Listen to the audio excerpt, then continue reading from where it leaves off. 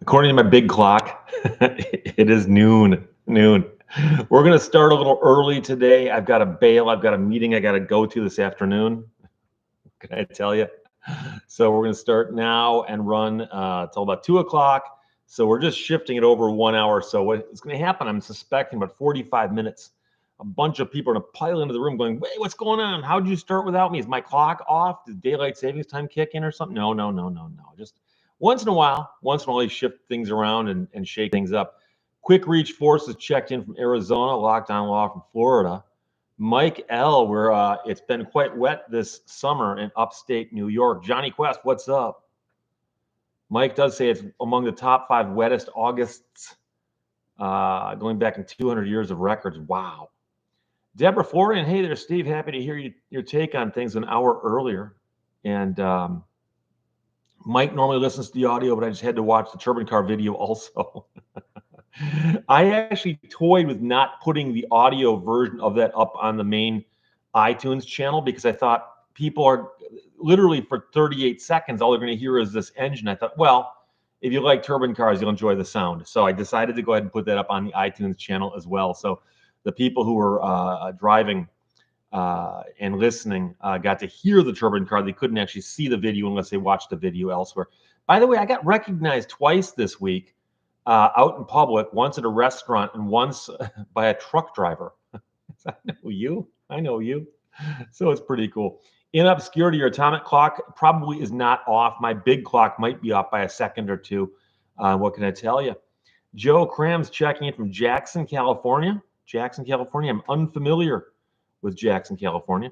Locked on Laws in Stark. I work at the Florida State Prison. Wow. DePaul 31, good afternoon, all. Good afternoon, DePaul. Yeah, prison life has got to be a different thing for the employees there, right? Working in a prison.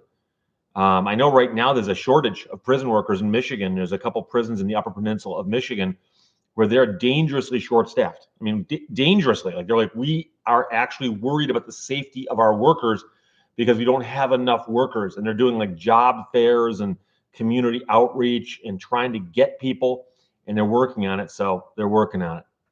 Steve Berwanger is good afternoon from Manchester, New Jersey. Timothy Whalen, when's the next video of your Cobra? One of these days. I haven't driven it in a couple days. I took the Viper down to the Dream Cruise, did not take the Cobra because they said it might rain, and it did, by the way. Donatich Anataka, greetings from Montana. Robert Peralta, good morning, Steve. Hope all is well. Jay Poopist, watching from Hong Kong. Love your channel. Thank you. JW Seattle. Kelly Hatley, Memphis, Tennessee. I love Memphis. Alex Michael, greetings from Scotland. Thank you for checking in, my friend. Ann Els from North Carolina. Connor Thomas's people are now pouring in as the numbers keep going up. We're up to $1.75, I like to say.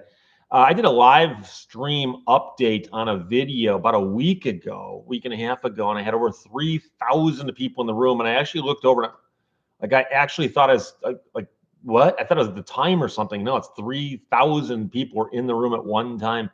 The chat didn't get out of control. Most of the people are just simply there, lollygagging, but it was pretty cool. Charlie Funk, happy Sunday. Mike L, there are prison closures happening in New York due to staffing shortages. Yeah, but where do the prisoners go? Do they stuff them into another prison and you got overcrowding, which again, that's not going to help things. So Charlie Scott, Michigan, following you. Nora Technologies, hello from Maine, checking in from all over. I appreciate that. Storm Raven, Oklahoma.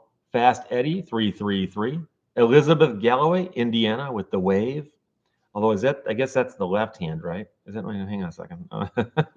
Sorry, I guess it is right hand. Chris Stockham, Pennsylvania. Ann L, the old style Cobra is nice.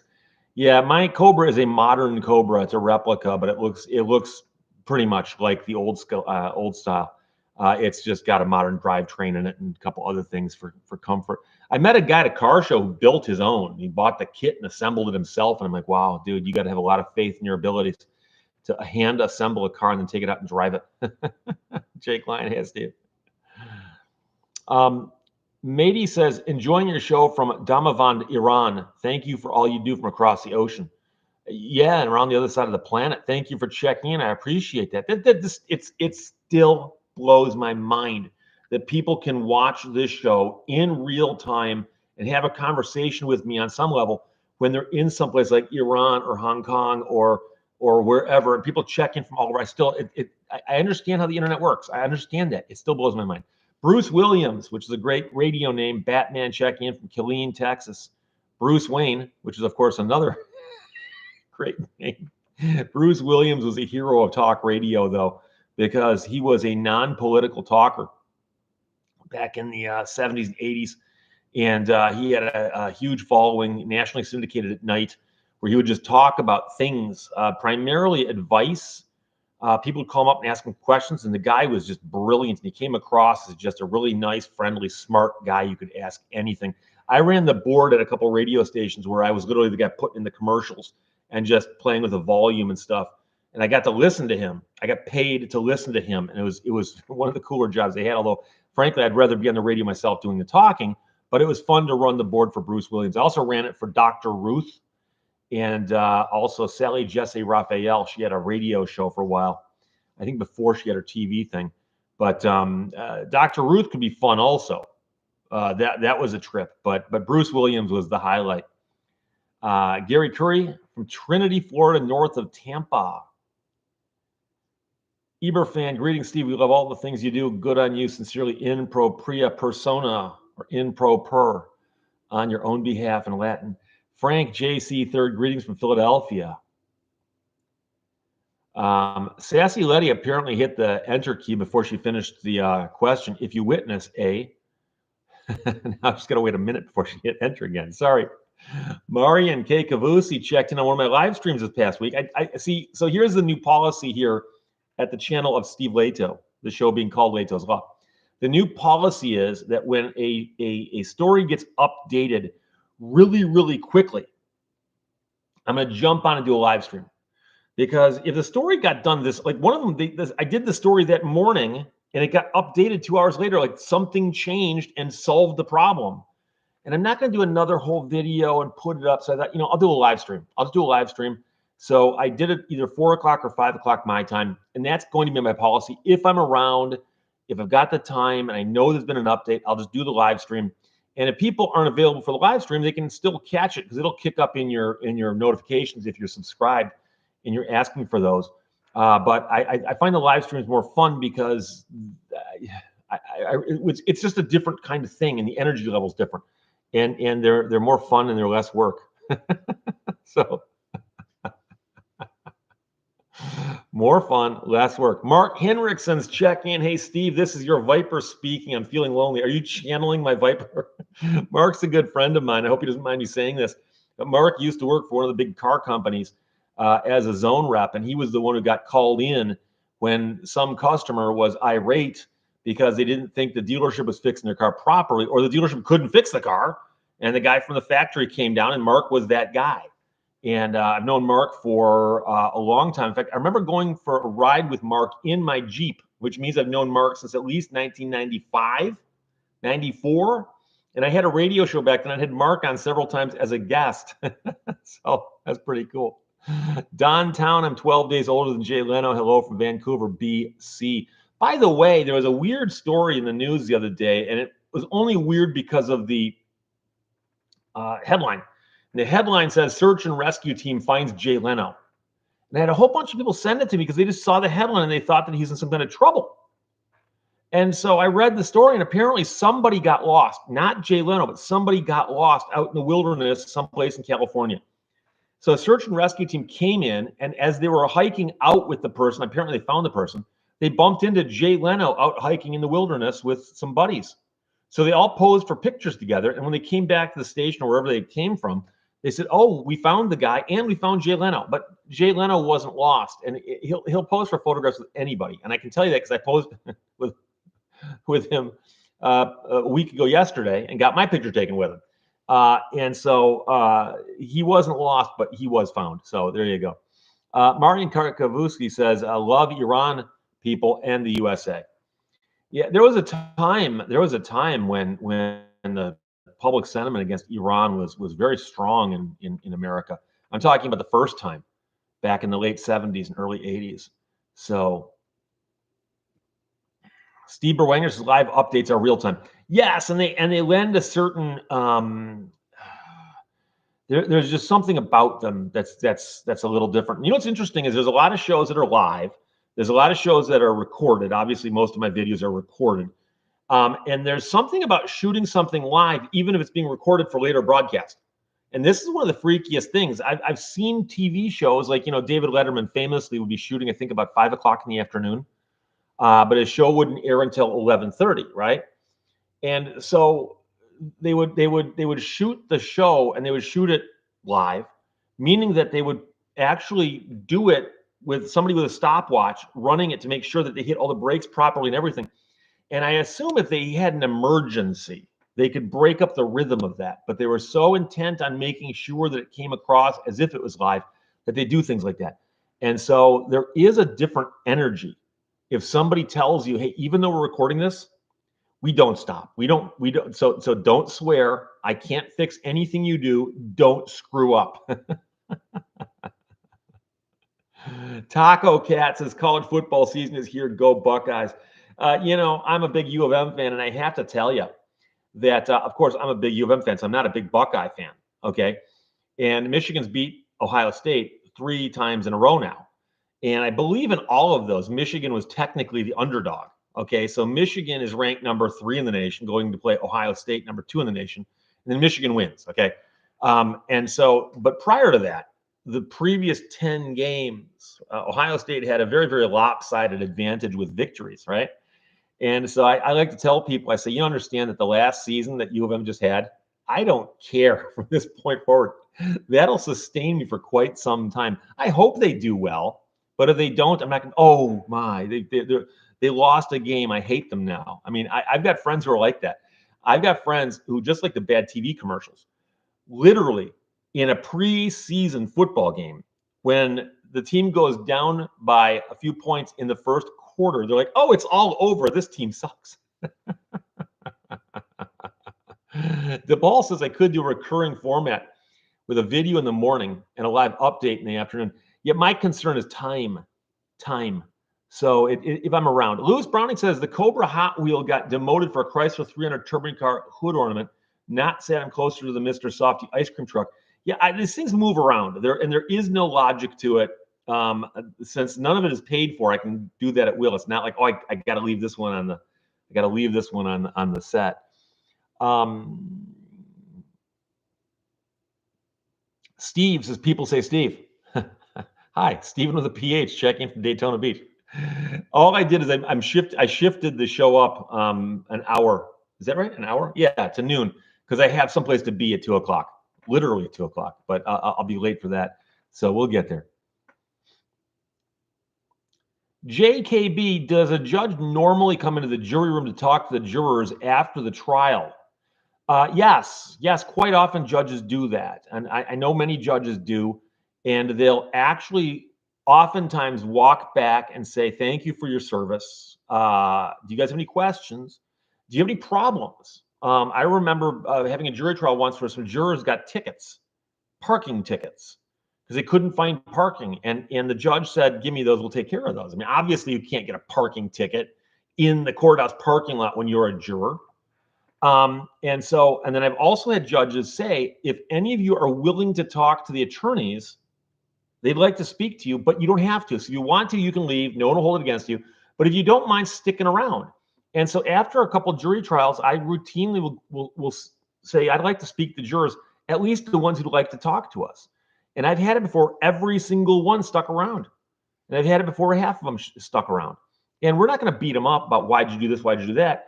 But we generally ask them more open-ended questions like, did you guys, was it a major hardship for you to be here? Did you guys have a real hard time coming to a consensus?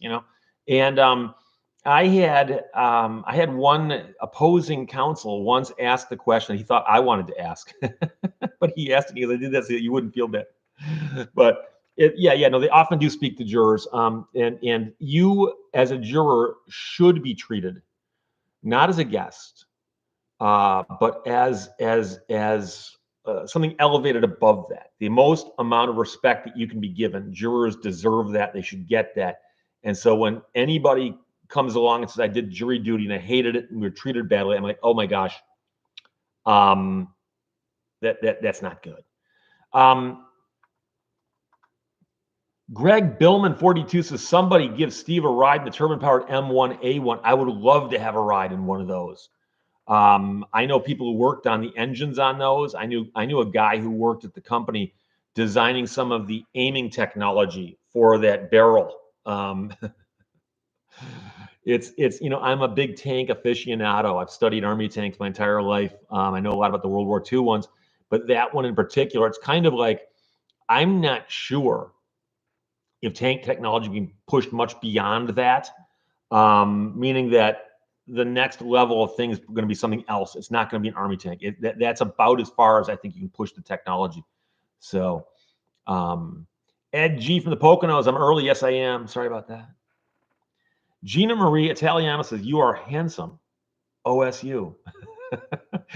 Did you soften that up with the you are handsome before you dropped the OSU on me?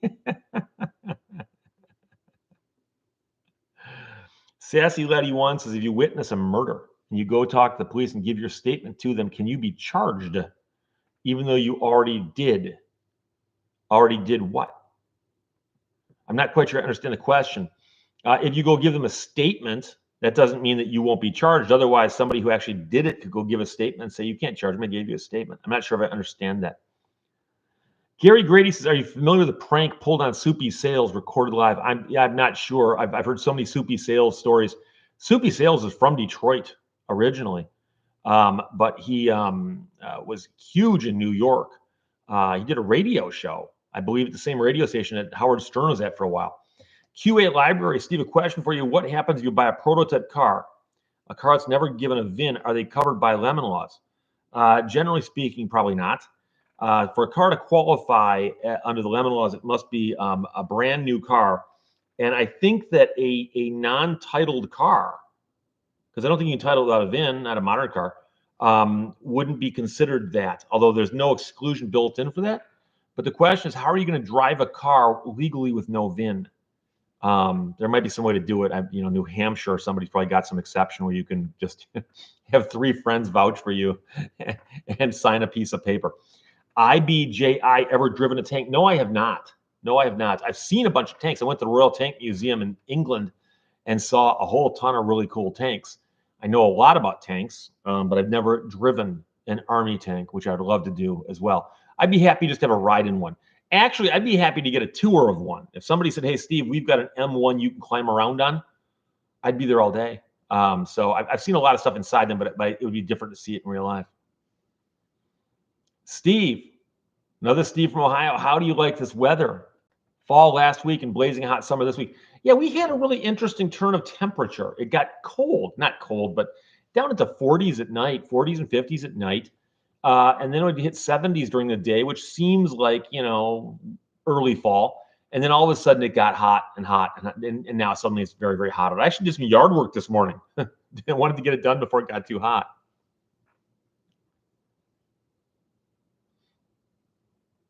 Sean, do judges always explain the sentences they impose on convicted defendants, or do they sometimes simply say, for example, you're sentenced to 7 years in prison?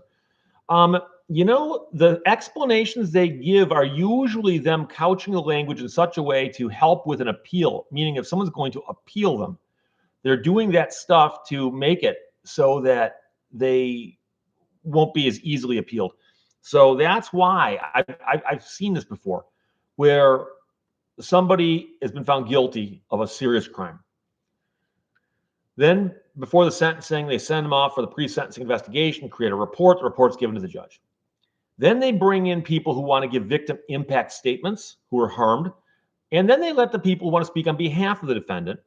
And then I've seen a judge read a 2 or 3 page statement saying, I've considered this. I have considered this. I've looked at this. The gravity of this is very, very detrimental to the defendant's position. I've looked at this. I've seen this, all these lives, and puts all that into the record. And then says, and I've considered the report. Now, here's the sentence. And by doing that, somebody can't just say the judge abused his discretion by just looking at the report and reading it. But the thing is that technically speaking, the report was put together by somebody in authority who gives a recommendation to the judge, and many judges do rubber stamp the recommendations. But I almost always see them explain it a little more, and they're doing that specifically to cover themselves so that if the person appeals, because quite often they do on a serious crime, that the judge can say, "Hey, look, read the transcript, and you'll see that I put out all these factors and laid it out where that came from." Now, that's not as important if the judge stays within the sentencing guidelines, but if a judge exceeds on either end the sentencing guidelines, then it's extremely important. So the judge has a thing in front of him that says, give this person 5 to 7 years. That's a recommendation. And the judge goes, I'm going to give you 9. Now you better shore that up with some good reasoning in case the appeal says, hey, the judge exceeded the recommendations and that was inappropriate. Wild Bill 57 says, Steve, normally I'm about an hour late. Today you're an hour early and I'm only 12 minutes late. Thanks. It worked out. Oh, first name reminds us about the video where the man went to the police and told him his father was missing. The police then lied to him and said, your father is dead, and we think you did it. And he wound up getting charged with the murder. And it turns out that the father wasn't dead. And the whole thing was a bit of, I don't know, hokum? DePaul, WNBC. Lineup was Don Imus, Soupy Sales, Howard Stern, and Wolfman Jack. Was that a lineup that was intact at one point in time? Because I wasn't sure about Wolfman Jack and Howard Stern being there at the same time. But Don Imus in the mornings, Soupy Sales middays, Howard in the early afternoons, and Wolfman Jack at night. Wolfman Jack was a trip. I also ran the board. He had a syndicated radio program back in the early 1980s that I ran the board for. And he was... He would talk. He had the great voice. He would say the goofiest, craziest stuff. And he was having such a good time. And I remember sitting in a studio in a building by myself in Saginaw, Michigan, laughing till my sides hurt because of the stuff that Wolfman Jack was saying. And I mean, I'm like, how does this guy think of this stuff? And he was so entertaining and so clever. So Mark Sparks, did you catch my email? Of course I did. About the new info on the Attorney General, new evidence that confirms he shouldn't have released the man presumed innocent. Yeah, that one's getting really strange. And I've kind of like backed off that story just a little bit because the prosecutor in Missouri says we've got a guy locked up and the evidence shows that he's actually innocent. So under the actual innocence theory, we petitioned he be let go. And the judge said, we agree, let him go. And the AG stepped in and said, no, don't let the guy go just yet. There's other reasons why we think he should be in prison. We don't think he's actually innocent. And so now they're fighting over that. And it turns out the Attorney General came up with some stuff. Said, by the way, we've actually got good reason to believe this guy actually did do it. And so it's a mess because usually by the time they bring the motion in court to have the guy released, everybody signed off on it. And the fact that the AG hadn't signed off on it and disagreed with it kind of screwed the story up because I had kind of assumed they had because normally they do, but they didn't. Yora Tabio says Finland's tank brigade is located in Parola, Hämeenlinna, and I'm butchering that. Military Museum too, welcome to visit. I might take you up on that. DePaul, WNBC. Rand Thomas clap for the Wolfman. Mark Miller, yo, Steve. Sup?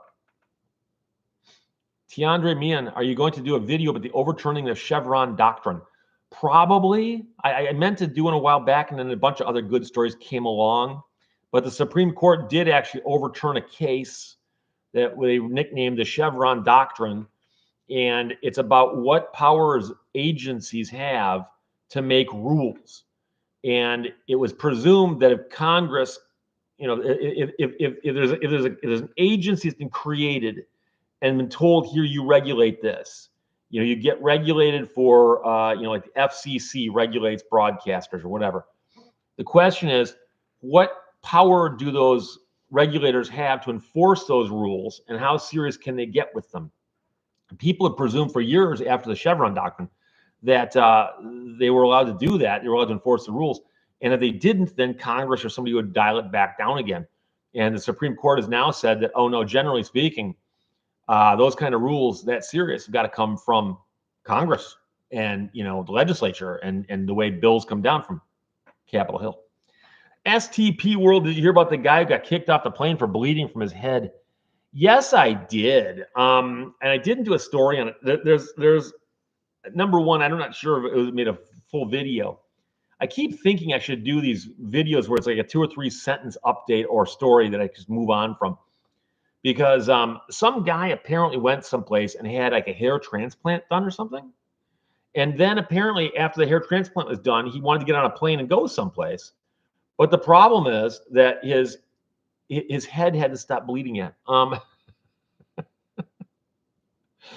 And so they got in a fight with him because he's like, hey, I need to fly someplace. And they're like, you can't fly with a medical problem like this happening as we speak. And he's like, well, it's not that big of a problem. It's just a hair transplant. And, eventually I'll look like Fabio, So, yeah, and that's what I heard. But it was a crazy story. Hook and One says, Steve, I know a few people somewhat close to you. One has a World War II Amtrak, you mean a half track? And the other has an LCVP and old military vehicles. I can contact them if you're interested. If they're in Michigan, I'd be interested. But yeah, half tracks are cool. I've seen people who've got half tracks, but the understanding that I have about half tracks is they're extremely expensive to maintain. And I suspect they get really bad gas mileage. And the question is, can you even legally drive it on the road depending on what kind of tracks it's got? So there you go.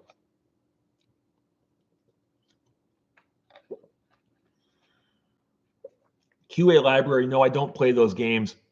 I've never tried them before. I've actually watched videos of people playing them. They look interesting, but the World of Tanks or World of Warships games, I've never tried them before. I've been asked if I'd let them sponsor my show. I said, I don't do video games, so I can't really do a video, endorsing them when I've never tried them. So.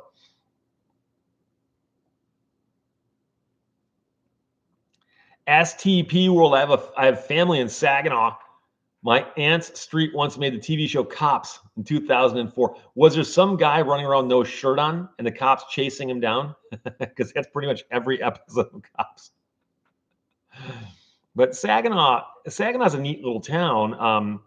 And I worked at a radio station that was licensed to Saginaw. And at one point in time, the station was in Saginaw. And then they moved it to Frankenmuth. And they changed the city of license to Frankenmuth.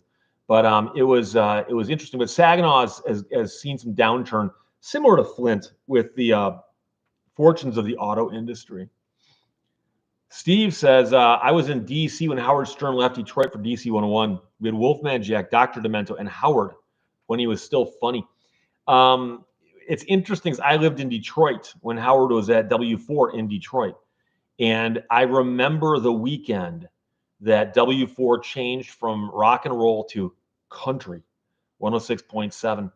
And they had to do it because the ratings were horrible.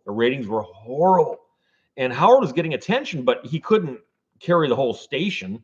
And there were 4 rock and roll stations in Detroit at the time. And I remember turning on the radio on a Sunday morning and hearing country music. And I'm like, who messed with my radio? It's like, oh no. So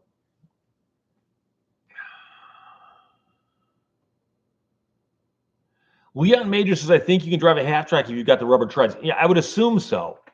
But I also imagine the difficulty you'd have getting the Secretary of State's office or the DMV to grant you a registration for it. That's my bigger question. And one thing I can tell you is that if you have an unusual vehicle and you go into the Secretary of State's office, sometimes they don't know what they're doing. And it's simply because there's so much stuff out there. So I can tell you that I had that M35 Deuce and a half that I bought, and it was titled as a 1969 AM General truck. 1969 AM General truck. Now, it did list the weight, which I think like 14,000 pounds, something like that, 14,500, something like that, something crazy. And is that right? That sounds right, but I could be wrong. Anyway, all I know is it said it was a truck and the weight. And I went into the DMV, the Secretary of State's office, and I said, I want to get a license plate for this truck. Woman looks at it and she goes, what kind of truck is this? I go, it's 1969 AM General. I just played stupid. She goes, oh, okay. And she gave me a registration for it. I've had other people tell me that they brought military vehicles and titles into the Secretary of State's office who goes, oh, this is an Army truck. You can't register this. No, it's not. It doesn't say Army anywhere in it. It says 1969 AM General. And I've got that canoe. I've mentioned that before. And my canoe has a boat motor on it. I often put a 5 horsepower engine on it. And I went into the Secretary of State's office because I wanted to get the MC numbers for it, the registration numbers for the canoe. And so I went in there and I had a bill of sale because it's not titled because it's a canoe. And I said, I need to register this so that I get the MC numbers. The woman goes, you don't need them for a canoe. And I said, I do because it's going to have an engine on it. It's going to have a motor on it. And she goes, really? And I'm not making this up. I Xeroxed off the page out of my blue books. And I said, there you go, boom. And it says, boats that need to be registered. And one of them, it said, not canoes, except if they have a motor attached. So I did that to make sure it's okay. Greg Billman says they still make the rubber belts for the American half tracks. Someplace in Israel makes. Oh, you can almost find anything you need for your military stuff. It's out there. Jerry C. Happy Sunday to you, Steve. I'm a few minutes late. Just flew in, and boy, are my arms tired. Don Stanika says they titled my M35A2 as a semi. Hookins says my Deuce was titled Kaiser Jeep J20. License branch didn't have any other choice in the drop-down selection. Yeah, the problem with those drop-down selections, if it doesn't have a thing that says other, you're kind of stuck. Mark Sparks says I have a Jaguar XJ12, gets 11 miles per gallon on a Chevy Bolt. The Jag doesn't get many miles on it due to MPG. Fire Phoenix is a theme park in Orlando called Tank America, where you can drive a tank. I've seen those before. And the question is, like, can you run over a car or something with it? Or Sassy Letty says, I was hoping you'd respond to the rest of my response. I'm not sure what that is. I apologize. You got to understand that the chat goes by and I'm reading and I start to answer a question and it goes by a little more. And then it sometimes jumps, or I'm actually now, I think I'm current at the bottom. Like the Pificus says, thanks for the interesting videos. Greetings from Germany. Thank you for checking, my friend. STP World, was it legal for the judge to contact the girl after he handcuffed her on a field trip? Well, I don't know that it would have been illegal per se. It just wasn't smart. I can't imagine. Like I said before, he did not understand that what he had done was wrong. And so he has the girl in his courtroom for a field trip. He chastises her for falling asleep. Then he embarrasses her by getting her up and handcuffing her and making her put on the jail clothes. And then eventually lets her go, but lectures her. When people say, hey, what you did was wrong, he actually tries to explain it as opposed to saying, like, oh, maybe I made a mistake. He's no. He's like, here's what I was trying to do. I was trying to scare her straight. Well, how unstraight was she? She was sleepy. She wasn't evil. And so then somebody from a news organization contacted him, and he said, oh, I even called her and offered to mentor her. Number one, I don't know that she's looking for a mentor, but number two, I don't know if I want the guy who handcuffed me or had me handcuffed be my mentor. So Sassy Letty says, I get it, Steve. Maybe check later. See, now I'm spotting your stuff right off the bat. Crashes Roadrunner Garage in the Turbine Car video. The $100 bill should have been on the die-cast Turbine Car. I don't put any thought into that. And what was it? There was a video last week where the shirt lined up with the topic. It's like the first time in the history of the show where the shirt was like actually a perfect match. I forgot what it was now. Someone will remember. Longfoot says Steve Irwin had a 40 horsepower motor he lugged to the river for his small riverboat. Yeah, my 5 horsepower on my canoe, I can pick it up and carry it, and I routinely do. It allows the canoe to do 12 miles an hour, wide open throttle. Oh, Wild Bill says in Florida, you can't register ex-military vehicles if you buy them surplus. The workaround is to register them in another state first and transfer to Florida. But what if you haven't? I mean, if you have a title for it, does it matter? Because like the M35 I bought from a guy who buys them surplus, but he gets titles with them. So when you buy it from him, he transfers title to you, so you've got a title with your truck. So you walk into a DMV or Social Secretary of State's office, and you say, "Hey, I've got a title. I want a registration." And they go, "Oh, title, 1969 AM General." I can tell you that I called a couple insurance companies, and I had one insurance company tell me they would not insure a military vehicle. And I talked to another guy, and he goes, "Oh, they insure mine." And I go, "How'd you get around that no military vehicle thing?" He goes, "Oh, I lied to him." I go, "What do you mean?" And he goes, "I just told him it was an old Jeep," because he had one that was, I forgot what vehicle he had, but it was a military Jeep. And the guy I talked to said, "No, we would not insure a military vehicle like that." So, William Page checking in from Odessa, Texas. Isn't that the home of the football team? Friday Night Lights. Is that Odessa? Mindbend. Hiya. Early start of the day. Yeah, we got started at noon. What are you gonna do? Deanna says, "I finally got the courage to do it. I know Steve has mentioned he's done it." What are we talking about? Skydiving? Yanking out things I've done. Ember Mist says, "I've seen the shirt match the video topic a couple times." It's possible. Sometimes it might look like it matches, but I'm talking about one where it's an absolute perfect, like, oh, there it goes. Oh, the Williams International shirt also. But I had just gotten that at the car show on Saturday where Jay had gotten his car back. And so I was wearing the Williams International shirt on camera, I think, wasn't I? See, I do so many. I don't know. Greg Billman says, "You can drive a duck in Saugatuck, Michigan." I've driven a duck before. A duck is the military 2.5 ton that's also amphibious. And so it's a boat with wheels, and they often turn them into touristy things. And there was one in Copper Harbor one summer. You could jump into it at the Mariner North, drive through some fields, and then go out to Lake Fannyhoe and go up and down the lake a couple times and come back and climb out of the water and back to the parking lot without getting your feet wet. And a guy let me drive it, let my brother drive it, let a bunch of other people drive it. And a guy's standing there, and you're sitting there driving along in a military duck. Although getting into and out of the water, the captain actually did take over and do that, because that's where you could probably screw things up. Longfoot says, "A motor on a canoe probably looks cool." It's hard to say. Retired butcher boy. Connor Thomas says, "So he thought it was insured, but when he files the claim, they'll deny it, and then you'll make a video." Yes, no, that's exactly my point. So many people think that the tricky part's getting the insurance. Once you've got it, you're covered, right? No. And so when the guy files his claim, they might have to defend him briefly, but they could also file a deck action and say this guy committed fraud to get his policy. And if a judge lets him out, then you're on your own. So QA Library says, "Anyone seen the F1 race today? Where was it?"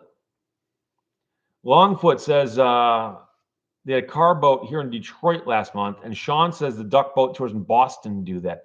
There have been some very, very bad accidents on those duck boats. There's that one someplace near Branson, Missouri, that had a whole load of people on it out in heavy weather, and I believe it capsized or went under. Also, I've heard of pedestrians getting hit by them, because when you're driving it on a road, there's huge blind spots, and they're not designed to be driven in traffic where there's like pedestrians walking around. These things are designed to be driven up on beaches and onto sand so that soldiers can jump out of them and go attack. They're not designed. So it's a scary concept. Don DeGidio says, "You wore the Project Blue Jay t-shirt for the Turban Car video." Yes. And the Project Blue Jay was what Williams nicknamed that project. So John Nowak says, "Hi, Steve. I'm alive in Corpus Christi." Good. Joe Cram says, "Boat shootout at Lake of the Ozarks. Wish I was there. Someone hit 244 miles per hour." That is somebody with a death wish. I used to go watch the hydroplane races on the Detroit River, Gold Cup and so on. Bill Muncy, Atlas Van Lines, Miss US. and turbine engine jet boats, and the noise they'd make. There'd always be one or two of the V12s left over, just getting lapped. And I remember being down there one day and saw 3 boats flip or do these and have to get towed back. And Bill Munsey died in a boat crash. I'm not sure how Tom Deeth, how he went up doing later in his career, but talk about a dangerous sport. And what's weird about those thunderboats, they go extremely fast, and they're just skipping across the top of the water because they're hydroplanes. And all it takes is a gust of wind just to hit it just right, and the boat flips, and you see the boat, and all of a sudden it starts doing this thing where it cartwheels backwards, and 50-50. It could land bottom down, it could land bottom up. So those guys are in cockpits. I think they take them out of fighter aircraft so they can survive an accident like that, hopefully. But it's a very, very dangerous sport. It's crazy. So Don DeGidio says, you pronounced my last name almost perfectly. I probably screwed it up there. Gerald K. Hi, Steve, from Cameroon, Africa. Really? See, that's an exotic place I've never heard from before. Brett, 7284, happy Sunday from West Bloomfield. I was just thinking about West Bloomfield earlier today. I forgot why. I was talking to somebody about something over there in the West Bloomfield area. Jasper Stromy, were you in the Coast Guard? No, I was not. I've had several people send me Coast Guard stuff. In fact, I wore a Coast Guard shirt earlier this week or last week. And what happened was I had some stuff on the set and also T-shirts from the military. And I've never been in the military. My father was, my grandfather was. I've known all kinds of people in the military, good friends of mine. But I've never served. And I had somebody send me a thing, say, hey, Steve, if I sent you something for the Coast Guard, would you put that on the set? And I said, absolutely. So I think it's actually right here on the shelf. It used to be here, but there's a Coast Guard plaque. I've had it on the shelf for years. And so people ask me about that the same way they ask me about ham radios. I'm a big fan, but I'm not a ham operator. And so somebody sent me a Coast Guard shirt that I wore last week about some Coast Guard festival on the west coast of Michigan that gets held every year. Michigan's got a lot of coast, so we got Coast Guard here. So I was never in the Coast Guard, but they have my utmost respect. They've got really cool helicopters. I love their helicopters. Brianna CC, have you ever appeared before the 6th Circuit Court of Appeals? No, I have not. I've written briefs that were filed there, but argued by other people. But I don't do much in federal court. I've only had a couple cases in federal court in the last few years, and they did not go up on appeal, thankfully. So I'm happy about that. Kung Fu Grip says, Frog Club loves Steve. Remember, G.I. Joe's got the Kung Fu Grip. Oh, boy. Lowell Crab says, do you ever think about Sioux City? From time to time, when people ask me in particular. Storm Raven, my dad drove hydroplanes. He left the sport and went to SCCA endurance races because hydroplanes were too scary. I completely agree. I'll watch them. I would never. If you said, Steve, we can get a guy to take you out in one of those boats, I'd be like, no. What are you going to do, kill me? James Chmelik says, Ivan Etniage, which, of course, is the secret message trying to get the people of Springfield to join the Navy. And of course, that was subliminal. And somebody said, hey, if that's subliminal, what's liminal? And the guy leans to the window and goes, hey, join the Navy. and Carl goes, okay.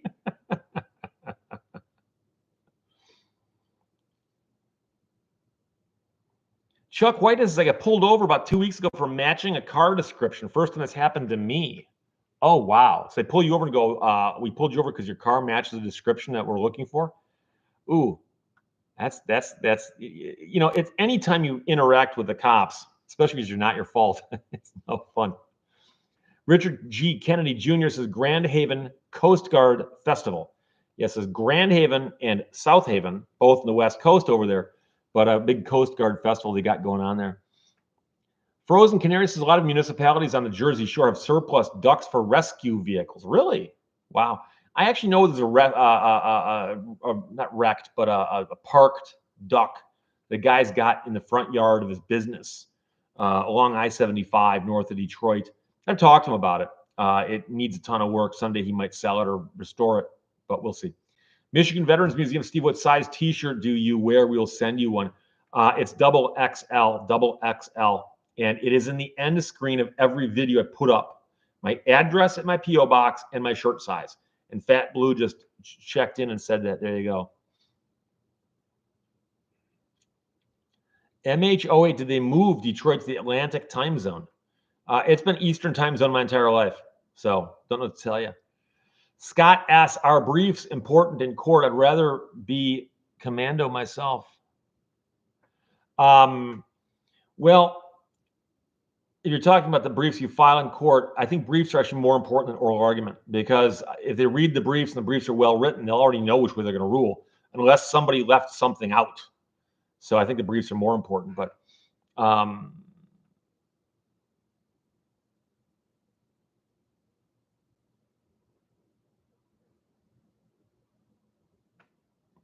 Randall Monson says, once you served in the Navy, the meaning of the word changes to never again volunteer yourself. I've got a story. I'm not sure if I've ever told the story, and I'm not sure if I can do it justice, but my father was in the Army. He got drafted. And so he gets drafted, and he's in the Army, and he's doing his thing in the Army. And one day, somebody asked a group of people, does anyone here play the piano? And my dad thought to himself, okay, number one, I was told repeatedly, never volunteer for anything. However, what could go wrong if I admitted, yes, I can play the piano? So he raised his hand and he foolishly volunteered. And it turns out that they were looking for somebody to travel with the chaplain and play music on a piano so soldiers could sing hymns during services. So he wound up getting this like cushy little job out of it. And don't get me wrong, he was still in the military. He had other military things to do. But from time to time, he got to load the piano up, and they'd go someplace and unload the piano, and he'd play some music and load it back up, and he'd drive the chaplain around. He's like, great. So it turns out that you occasionally can get lucky. You can, but you don't generally want to volunteer for stuff. Don DeGidio, I remember when turbines first appeared in the unlimited hydroplanes, Atlas Van Lines and Miss Budweiser. Oh, I missed Budweiser too. Yeah, so Atlas Van Lines, Miss Budweiser, and then Miss US were the three dominant boats in that series. And Tom Deeth was Miss US much of the time, and Bill Muncie was Atlas Van Lines. Atlas Van Lines was the blue and white boat. And the thing about that sport is it is so expensive to operate at that top level. The cost of those engines and the maintenance is insane. And for a while, they were racing them on salt water, which is even worse for those engines. And so if you wanted to compete at that level, you needed tons of money. And so sadly, the sport devolved into where they'd have several heats and then a final. And in any given heat, there'd be one or two boats just way out ahead of everybody else, and the other people couldn't even weren't even on the same lap in a 5-lap heat, So, but it's still remarkable to see what they could do with that technology, and to hear those boats running, even from a distance, was like, whoa! It was a very, very cool thing. I actually got to be in the pits one year and watch them. They can yank the engine out and drop in a new one so fast it'll blow your mind. You think about, like changing the engines on an airplane, for instance, you can't do it that quickly. David Nornberg says, hi, Steve. I heard you mention in the past that you worked at a radio station. I've worked at about a dozen over my career. I worked at a country radio station, an oldies radio station, and then another oldies radio station, and then a top 40 station, another top 40 station, and then I've also worked at a bunch of talk radio stations. And so along the way, I've worked, I think, I don't know, about a dozen maybe, on and off. Not always full-time, although I did have a couple of gigs where I was working 3-4 nights a week. A bunch of the time I was doing weekends. Like when I was in college, I was doing weekends, and so on. Not a band account. How are stock buybacks and outsourcing legal? Okay, I'm not sure what outsourcing has to do with that, but stock buybacks are very, very strange. In that, let's suppose you're a corporation, you're Coca-Cola, and you've got stock out there, right? And occasionally, Coca-Cola just announced we're going to buy back some of our own stock. And you go, wait a second, the company is buying the stock, but the stockholders own the company. So when the company buys back stock, it's actually increasing the value of the stock I hold, because part of what I'm owning is the other stock that the company owns that I own now part of. And it's a mind-bending thing. And so a lot of times they'll do it because they'll say, hey, it turns out that our stock is underpriced. Therefore, we're going to buy it back to help prop up the price where it ought to be. I mean, that's one argument. But, you'll often see corporations crying poverty going, we're having such a hard time financially. Meanwhile, they're buying back their own stock. So they can't be that hard up. Trying to stay on top of this hydration thing, trying to get ahead of it, as they say. Meanwhile, Not a Banned Account also says, when did Novas get so pricey? I was watching Richard Rawlings, the guy from Fast and Loud.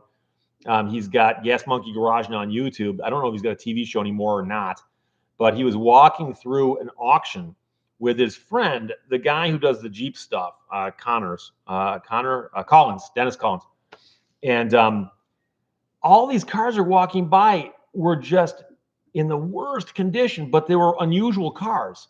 So like, here's a Z28 Camaro. It's been outside for 30 years, 4 flat tires, half the engine is missing, but it's a Z28, and it's gotten the point now where a piece of junk like that used to literally go straight to the crusher. Now somebody will save it and go, oh, well, if it's got the VIN tag and a title, it might be worth restoring, because that will give you a basis to work on. So David Nornberg, do you know, or have you heard of a place called Galena, Michigan?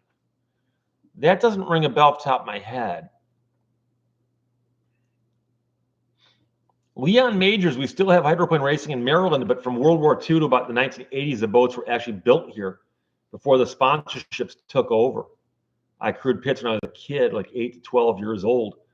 It's amazing because so many of those early boats were powered by, Allison aircraft engines, and those engines now are worth so much money, and they're cool. They're really cool engines, but of course they were, airplane engines. And there was a time when after the war you could pick them up fairly cheaply, and now it's like, oh my gosh, Jay Leno's got one on a stand in his garage. Some guy built a stand that allows you to fire this thing up, and it runs. It's got a big old prop on it, and it's got an instrument panel. And I saw it in person last time I was at his garage. He didn't fire it up for us, but I saw the video where he did fire it up, and it is mind blowing. Some guy got the engine and set it up to do that. It's pretty cool. Dill Pickle, thanks for all the great content. You're the hardest working content creator I watch. Hey, Johnny Knoxville's in the house. How you doing, my friend? I got an email from Johnny a couple days ago. He goes, Steve, what's with all the live streams all of a sudden? I said, well, I want to update these stories, but I don't want to do full-blown videos on them. So Randall Munson says, anything older without all the unnecessary electronic gizmos are now being appreciated. Oh, yeah. Mark Miller, I'm looking at a fixer-upper. 2000 Chevy Blazer ZR2. My brother had a 1976 Chevy Blazer, black, 4-speed, locking, unlocking front hubs that was gorgeous. And I'm talking about 1980 or 81, so it's only 4 or 5 years old. It was in immaculate condition, and he drove it for about a year. We took it up north a couple of times, and then he finally sold it and bought something else. But very, very cool car. Very, very cool car. So, Not a Banned Account. What law makes federal union strike busting legal? Are you talking about federal unions? So, like, for instance, the best example I can give you is, like, for instance, the air traffic controllers. Air traffic controllers had a union, and they unionized, and they joined the union, and they are, of course, air traffic controllers who are governed by the feds. And they were negotiating their contracts, and they were unhappy with something, so they threatened to go out on strike. And they go, we're going to go on strike. And of course, the air traffic controllers go on strike. It shuts down the entire industry of airline travel, as well as, like, air cargo, everything. Literally, it would shut down everything. And so the federal government says, well, you guys can't. because what you're doing is it's a federal job. It's important to the economy. It'd be like if the FBI went on strike, or something. They go, you can't do that. And there's a statute that says that. And there's certain fields in which they cannot. They might be able to form a union for the sake of like negotiating and stuff, but they certainly can't strike. And so it was a big topic when Patco, the union, went on strike. And Reagan fired them all. And he just said, fine, you don't want to work, you're fired. If you want to work, come back to work. We'll rehire you, but we're going to start hiring new air traffic controllers. And it was a big deal at the time, but you have to balance it. I personally believe that if I work for a company, just a company that makes widgets, just a private company, some guy owns a company that makes widgets. He's got 100 employees. I think the employees should be allowed to unionize and be recognized, and if necessary, go on strike. But that's different when it's a private corporation versus a branch of the government that would actually like cause shockwaves throughout the economy of the world if you shut them down. So the air traffic controllers, I think, is a good example of that. But I hope that's the question you're asking. So there you go. Marian K. Cavusi says, I think the railway employees are union. They might be, but again, the question is what happens if they were to choose to go on strike? And so that's the real question. Frozen Canary, Miss Budweiser used to have a Rolls-Royce Merlin out of the P-51 Mustang. Yeah, the Allison aircraft and the Rolls-Royce engine are very similar. It's a question of who built them and what use they're put to. But they used those big, piston engines from World War II in the first racing boats, and they finally replaced them when they could afford it with the big turbine engines.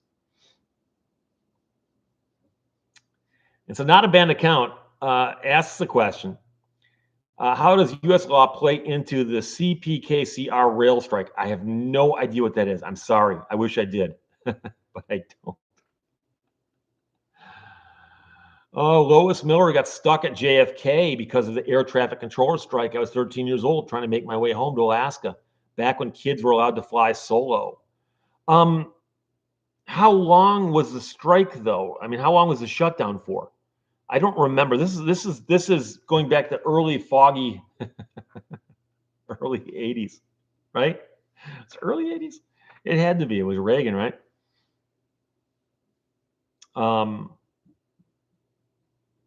STP World says Danny DeVito is coming back to The Simpsons. It's a bit shocking. Danny DeVito. Did he play like Mr. Burns' brother or something? Or am I thinking of somebody else? Lewis Browning says the Brotherhood of Railway Carmen. Okay. Gilbert says that they do sell widgets on Amazon, but you have to understand that a widget originally meant a nondescript thing that was interchangeable with another thing. Widgets are fungible. And the purpose of it was simply to discuss economics. So you have a factory building widgets. It doesn't matter what the widgets are. And there's a famous scene in Back to School with Rodney Dangerfield where he raises his hand. He goes, "What's a widget?" Like what? And the guy goes, "Doesn't." In the scene where he asked Rodney Dangerfield about what happened in Vietnam.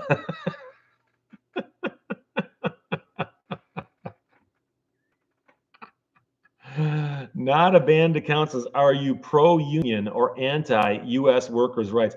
See, the way that question is phrased, I think I know which way you're going with that. You could have said, are you pro-union or anti-union?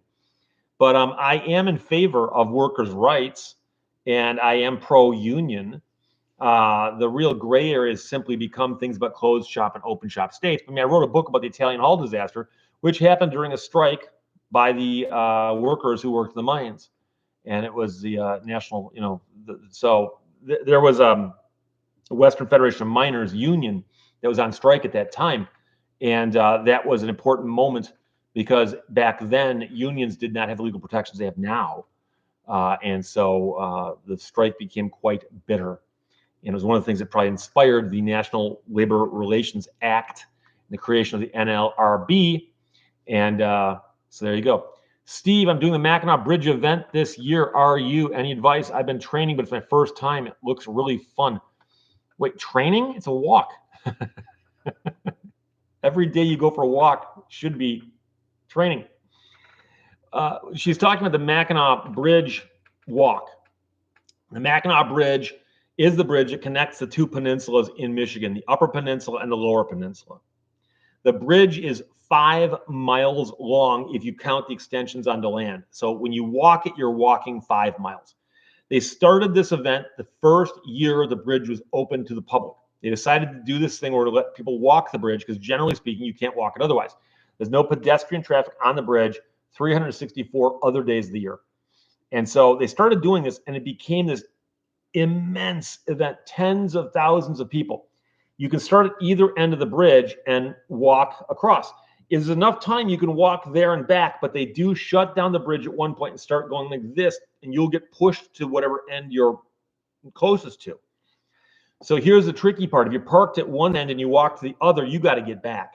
They used to provide buses. They don't anymore.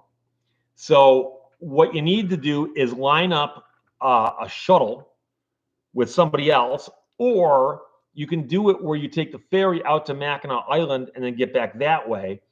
There used to be ferries that went straight across. I'm not sure they've got them this year or not, though, because one of the ferry lines is having issues. They've parked a bunch of their boats.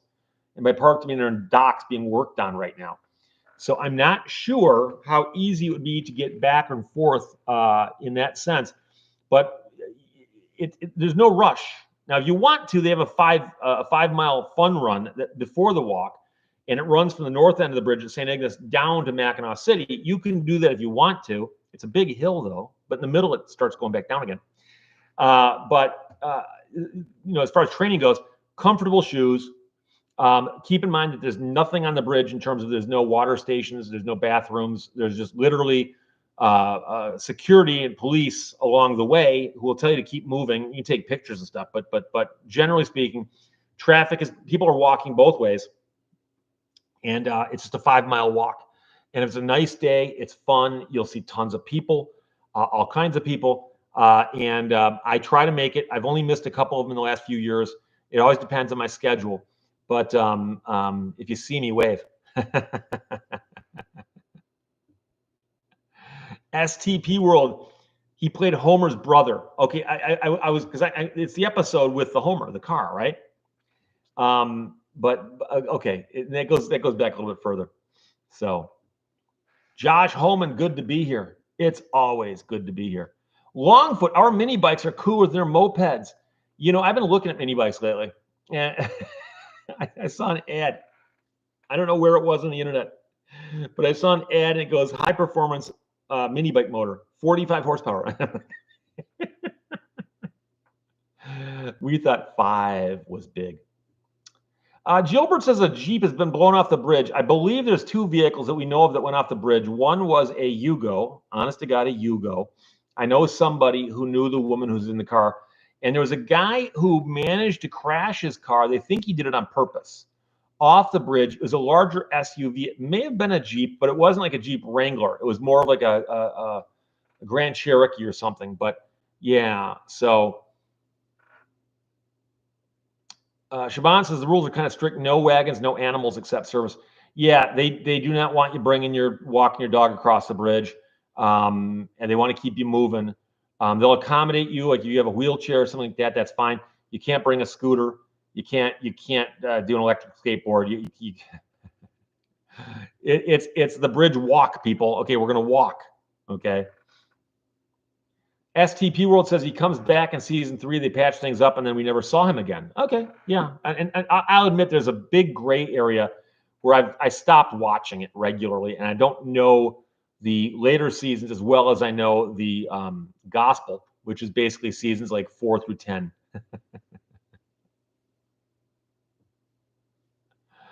Bob Loblaw says, thank you for pronouncing my name correctly. How is it I do not recall you ever talking about the Sioux Locks? The Sioux Locks are in Sault Ste. Marie, one of the great wonders of Michigan engineering. I wrote about them in a book because the Lake Superior drains into the St. Mary's River, and then it flows down where it then enters into the top of Lake Huron and, of course, near the top of Lake Michigan. And there used to be rapids there. And the rapids were there because there's a drop and I forgot what the drop is, like 13 feet or something from one lake to downstream. And so they knew that eventually they're going to put in locks there to actually allow boats to come and go, which they did put in. And in the 1840s, believe it or not, the state of Michigan asked Douglas Houghton to go examine the area at Sault Ste. Marie, because there's a settlement there on the American side and on the Canadian side. I don't think it was Canada just yet, but the other side. And he said, yes, locks can be put here. It's something that we have the technology now to do. So it was a few years before they built the first lock, but since then they built larger and larger locks. But if you go there now, they have an observation deck that you can go stand on, and you can go up like, I don't know, 20, 30 feet up in the air and watch these gigantic boats come in. And you'll see them come in, and the lock will close, and all of a sudden it drops and then it goes off. Another boat comes in, rises up, and heads out. And there's something magnificent about seeing a boat that is, 1,000 feet long or whatever. They're just, it's just, you're seeing something move that doesn't look like it ought to move because of how big it is. So it's pretty cool. I've mentioned before, I had an uncle who worked on one of those boats years and years and years ago. And of course, the Edmund Fitzgerald would have been one of those boats that passed through those locks all the time. I've been to the Sioux locks probably 3 or 4 times in the last 5 or 6 years. It's just one of those things. It's a cool thing to go check out, see what boats are passing through. Sault Ste. Marie, the town, there's a school there called Lake State. It is the smallest private university in Michigan. It used to be an extension of Michigan Tech, but it became its own thing. They've got a really, really good hockey team. And it's on the base of a former military base. I believe it was called Fort Brady. I could be wrong about that, but and you can see the old architecture in a lot of the buildings. Like they took a lot of the barracks for the officers, and those are now housing for students, that kind of thing. It's pretty cool. And in Sault Ste. Marie, a bunch of nice stores. There's a bookstore there I always stop in and say hi at. A couple nice ice cream places along the main drag. And it's always fun to take a walk because you're walking along all the storefronts, the restaurants, and all that. And then there's Lake Superior, these gigantic boats going by. And I don't know why, but I love those things. DePaul says, I think you'll be getting a lot more waves on the bridge this year with 500,000 subscribers. That's possible. Like I said, I got recognized yesterday at a restaurant and the day before by a truck driver. At the car show in Troy, I got recognized 12 times. 12, I counted. But I mean, that's my audience, right? The people at the car show. Johnny Knoxville says, employment is at will. If you think you can run a company better, start one. No better place in America. Bad employees make excuses. I agree with you in theory, but there are always going to be ebbs and flows, right? Balances, ups and downs. And think about this, that all the stockholders got together and formed a company. So when the workers get together and form a union, isn't that kind of the same thing? But this is a debate, a philosophical debate, which has no correct answer. And so there you go. Charles Urias is a surviving Yugo. I don't remember what year that car went off the bridge. I'm thinking late 80s or early 90s. So, but yeah, it was a Yugo. Deanna says, thanks for the note about no water. Yeah, if you think you might need water along the way, bring some. They do not want you bringing like backpacks and stuff because they're worried about terrorism, that kind of thing. But I think you'd be okay carrying a water bottle.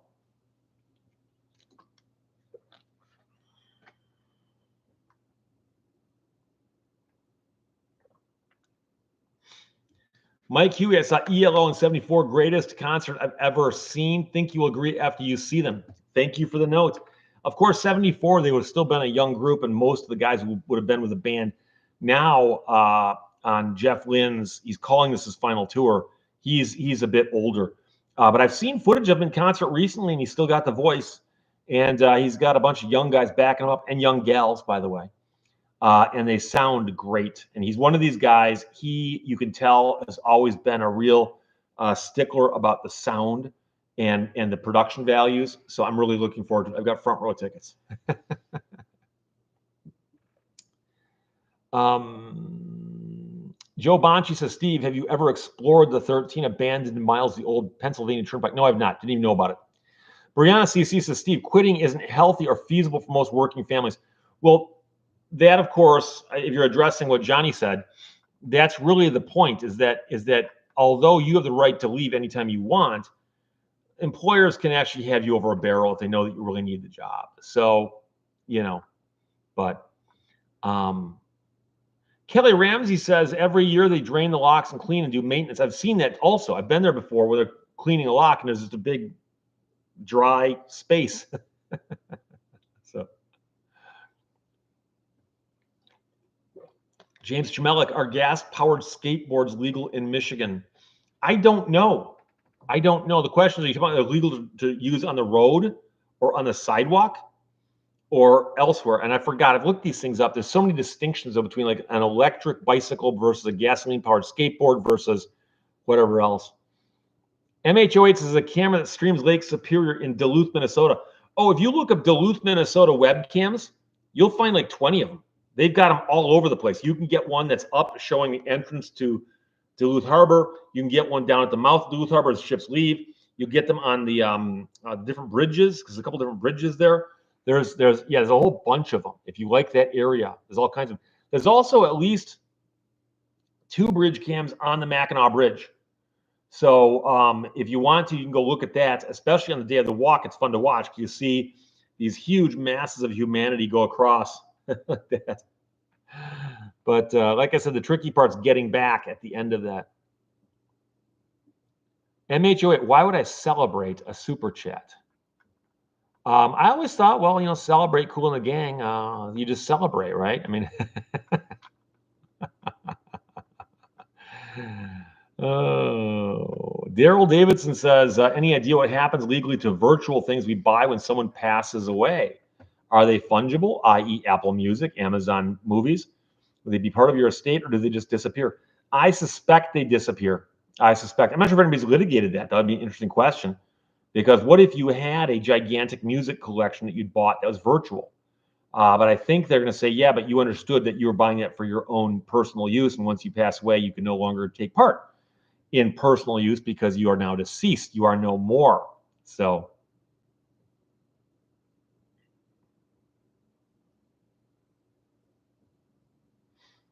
Andrew, hey, Steve, do you have different favorite places in Michigan in winter versus summer or spring and autumn for that matter?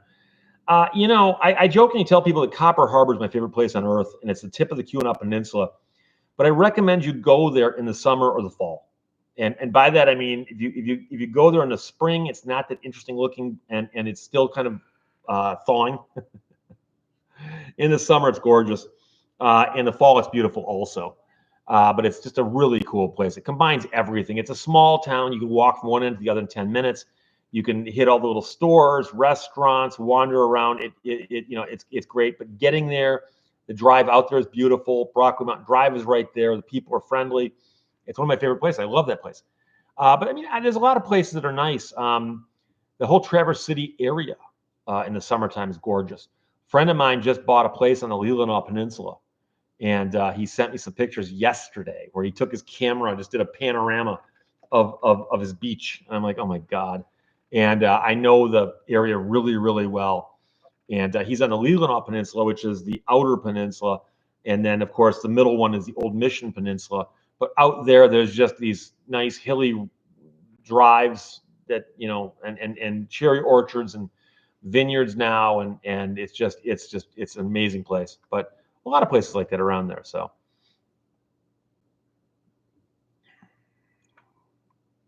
A bit of truth, says Steve, apropos of nothing, which, by the way, is my favorite kind of topic. My first car was in 1968, and the starter died in 69. Typical French car. What are we talking, like a Peugeot? A Renault?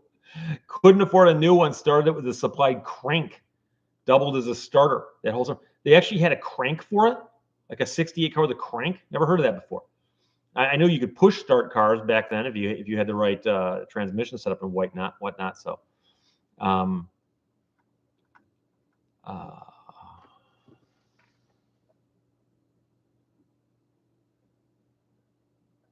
Scott S. says, expungible digital content. If I can break an apartment contract by dying, I believe I can procedure ownership from the dead. Yeah, but the problem then is they're going to come after your estate for the unpaid rent and say we want to seize your expungable digital content to pay for it. There's a lot of stuff we don't know the answers to. I remember when I was in law school, I studied the Uniform Commercial Code in class, and they talked about, Article 2 is sales, and Article 4 is this, Article 9 is secured transactions, whatever. And I remember they go, oh, by the way, there's a new article called Article 2A, which covers leases. So you don't purchase goods, you lease goods. There's a whole different section. And in Michigan, they codified it differently. It's the numbering system goes out the window. But then there was Article 2B, I believe, or Article 2C, whatever the other articles for licenses to discuss. And the problem is that not every state has adopted that. And so I'm not sure what the rules are. I never looked at it that closely, but that's an interesting question. Siobhan says, I'm fortunate my husband had collected hard copies of a music collection for me.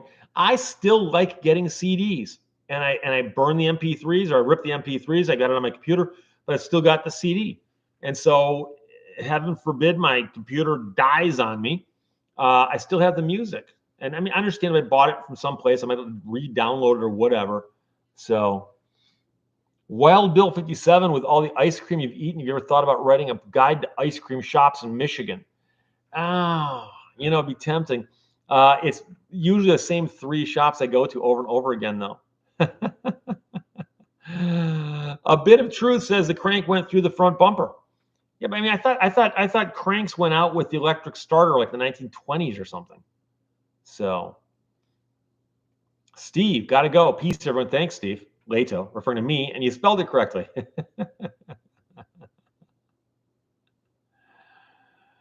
MHOA, which ice cream shop in Michigan has the best mint chocolate chip? The problem is I'm not a mint chocolate chip kind of guy. I tend to go with the strawberry sundae or the hot fudge sundae. There's a great ice cream shop right there on the drive there I was talking about earlier in Sault Ste. Marie, but I forgot the name of it. I'm bad with that because there's so many different places there that I can't remember them all. So Johnny Knoxville says Jenny's ice cream is the best ice cream you can buy. Powdered jelly donut. Ooh.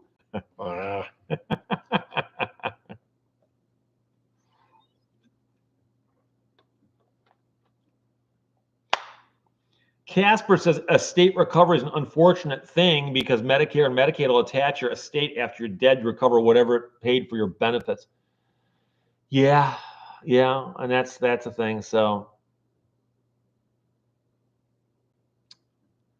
Mike Huey, I worked at a Chrysler Dodge Plymouth dealership 69 through 79, worked on many Mopar muscle cars and owned many.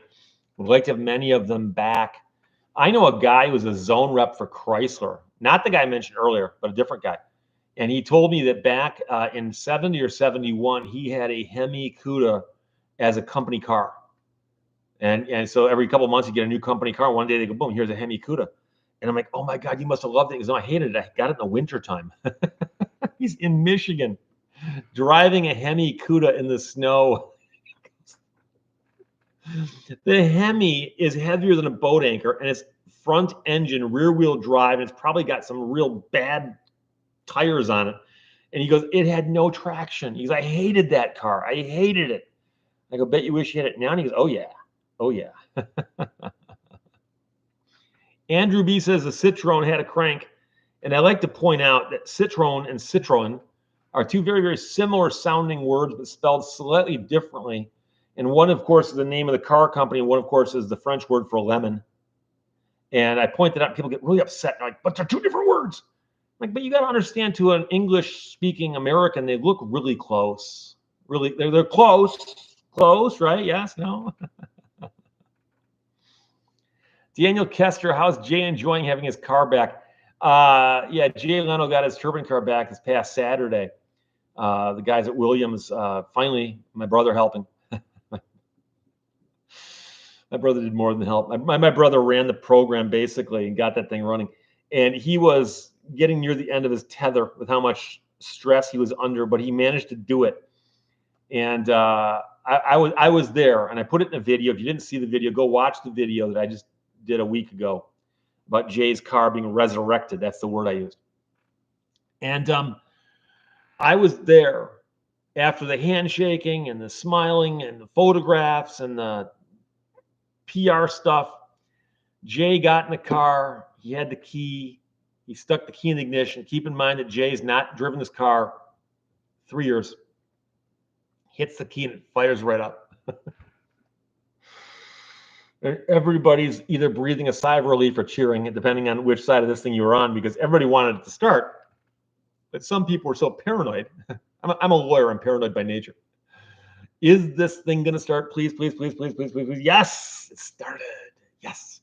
And of course, they fired it up and ran it several times. Jay drove it from Williams to a Dodge display, fired it up from there, drove it to the Williams display. From there, drove it back to factory, the Williams facility. So it was fine. It was flawless, and it was a very, very successful and happy day. And I suspect that my brother's blood pressure returned to normal sometime Saturday afternoon. Beyond Organics Farm says, is it possible to remove a custody case to federal court? Parents have their children kidnapped by family members. The judge is acting extrajudicially and unlawfully. I don't believe that the federal court would say they have jurisdiction over that case, because custody issues are state law cases. The judge is acting outside of what he should be doing. That needs to be taken up with the chief judge, unless that is the chief judge, in which case you'd have to file something, perhaps with the Court of Appeals or something, depending what state you're in. But family law, unfortunately, is a nightmare.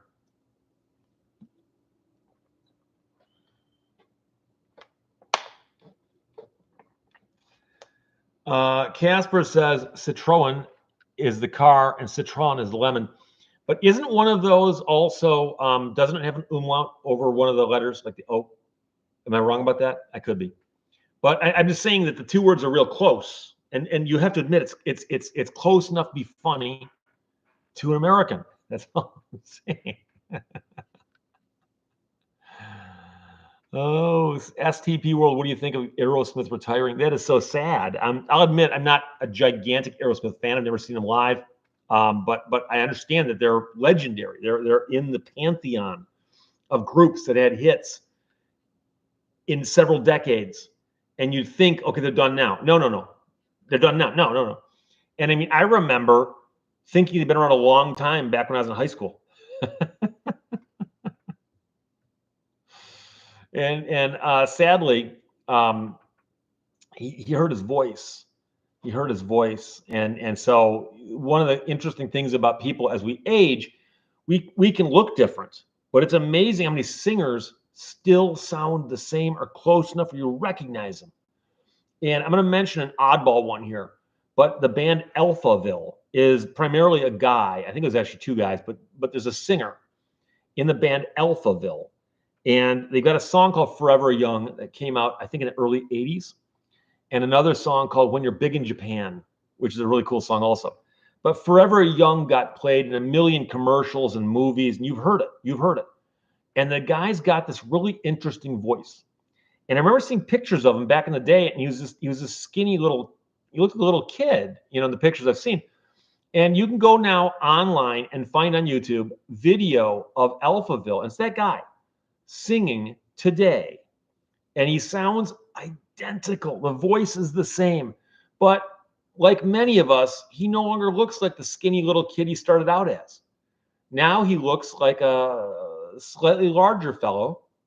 You can tell it's him. You can see this is the before and this is the after picture. You got that, but the voice is still there, and it is so cool. And so I think I mentioned a while back that I went and saw the show, the Totally Tubular Festival at Meadowbrook in Michigan. And there was like Wang Chung and Gary Newman and Tommy Two-Tone and Bow Wow Wow and all these different bands. And the cool thing is, I believe all of them had their original singers.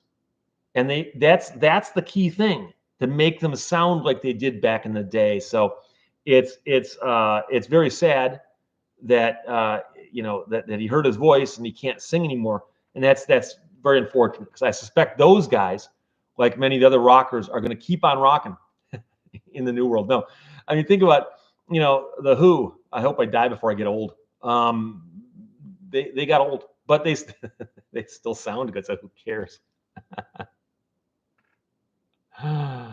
Weston's checking in from Humboldt, California.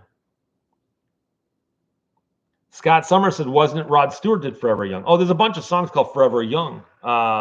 You know, Bob Dylan's got a song called Forever Young. But the version I'm thinking of is by Alphaville. So trust me on that one, my friend. Art asks, what do you think of the Fossil Vega French body Chrysler Hemi drivetrain? There are a bunch of vehicles like that. There's also the Monteverdi, which I believe is an Italian body with the Chrysler drivetrain. Jay Leno's got one of those as well. Dill Pickle, do you consider yourself a hippie at any time? No, I just missed that era. My older brothers had friends who were hippies and the long hair and everything. But no, I missed that out. I never owned any tie-dye shirts either. Gilbert, keep on rocking me, baby. Steve Miller. Scott Argyle, what's your brother think of the hood ornament? You know, I don't know if he got one or not, because the guy who gave it to me worked with my brother. And I showed it to Rick. I go, Rick, check it out. I got a hood ornament. He's like, why don't I have one of those? Morgan Free, I remember my mom always playing Forever Young by Alphaville in the car. I also remember hearing Big in Japan on KROQ Los Angeles and going, what? When you're big in Japan? It's a cool song, though. Oh, boy. Are you guys still arguing economics in the comment section? Mrs. Hayes, now Forever Young will play in my head all day. Seriously, though, that's one of my favorite videos. Go to YouTube right now and type in Forever Young live, and you'll find it. It's on a German television station because the band is German. And the guy does an intro in German, and then that song. But there's another one by Flock of Seagulls, and I think it's Space Age Love Song, where the guys are playing the song today with an orchestra. And you see these old guys rocking out to the song, but when the guy starts singing, you go, that's him. I recognize the voice. And that to me is one of the great things about music. I'm not a musician, can't play an instrument. I'm probably tone deaf, but I love music. And one of the things I like about music is it's timeless in the sense that I can hear a song that I haven't heard in 40 years and go, oh, I remember that song. And it's not a recognition in the sense that like I recognize this and I know what this is. No. Songs hit you differently. But I also like the fact that the musicians can continue doing today what they did back then, and it still has that impact. So that's, to me, what's so magical about music. Neuropilot checking in late from San Francisco, but hey, better late than never. We started an hour early. Sorry about that. Morgan Free says, makes so much more sense now. The band is German. My mom is German. Never knew Alphaville was German. It's like Baltimora, Tarzan Boy. I believe that band is Italian, and it's a cool song. I think it got co-opted for like a Listerine commercial or something. But it's a cool song. But I think the guy who sings that is Italian. I could be wrong. It's been a while. Padre points out that Richard Simmons died recently. He did. I saw that. So Country Time Barbecue, is Carvana surviving their title problems? You know, I've not heard from Carvana in a while in the news, so that's probably a good thing. Stephen Cook, Frankie Valli sings, but not the high stuff, so it's part of him. Yes, sadly, I've seen him singing, and he can't quite hit the high notes. You got to remember, though, in his prime, he could hit notes that dogs couldn't hear. And I love the Four Seasons. Frankie Valli, they've got a song called Tell It to the Rain. It was not a big hit. I love that song. But he also did a song during COVID. A bunch of bands did this where they would get in front of a camera and they would record their part, and then they would all record their parts, and somebody would mix it together, and it would be like a Brady Bunch type screen with different things. And you can find a bunch of those that are really, really cool. And Frankie Valli did one that's really, really cool. And I watched it, and I was talking to a friend of mine. And I said, hey, have you seen that Frankie Valli video? And he goes, what video? And I tell him, he goes, he's my next door neighbor. It's the guy I went to law school with. I go, he is not. He goes, yes. I go, literally lives next door. I'm not the same neighborhood. Not I see him in town once in a while. Literally my next door neighbor. When I'm out mowing my grass, occasionally he's up mowing his grass. We occasionally stop and talk next to each other because I'm getting in my car, he's getting in his car. We live next door to each other. I go, really? And he goes, yeah. I'm like, okay. I'm a big fan of the music. What can I tell you? So Carl's Corner, Flock of Seagulls, Space Age Love Song is a great song. It is. Flock of Seagulls got all the attention because of the way they looked in their videos. But it was pretty cool music. So I've got their greatest hits, among other things. Johnny Knoxville says Germany's known for its engineering, Italy for their food. You tell me you're not going to go to Germany for fine dining? Marion Kate Cavu says USA law is very complicated. Thank you. Yeah, it is, and I apologize for that. People often say, Steve, lawyers are the ones who made it so complicated. No, it's the way our government's set up. We've got a constitution which tells how the government works and how the laws work, but then we've got states, and states, according to the Constitution, set up their own laws. So the states have got constitutions, their own laws, and then of course the states often say, well, you can set up cities; they can have their own laws. Next thing you know, there's a local municipal code that you're violating that somehow is violating state law, but not federal law and vice versa. So don't blame me.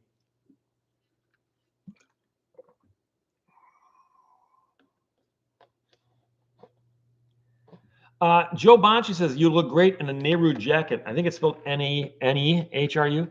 I've never worn one. I'm not a big jacket wearer. I mean, I wear jackets when it's cold out. But Justin Mazur, hey, Steve, love the channel. Have a great day. Well, thank you, my friend, for checking in.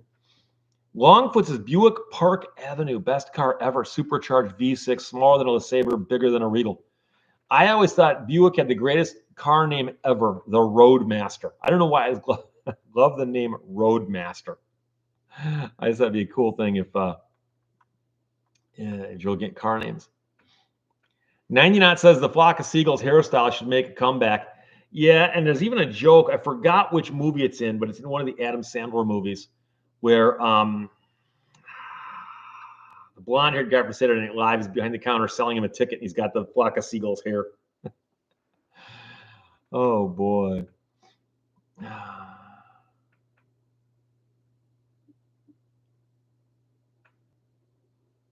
The U.S.-Michigan Senate race in November will boil down to turnout. Do you agree?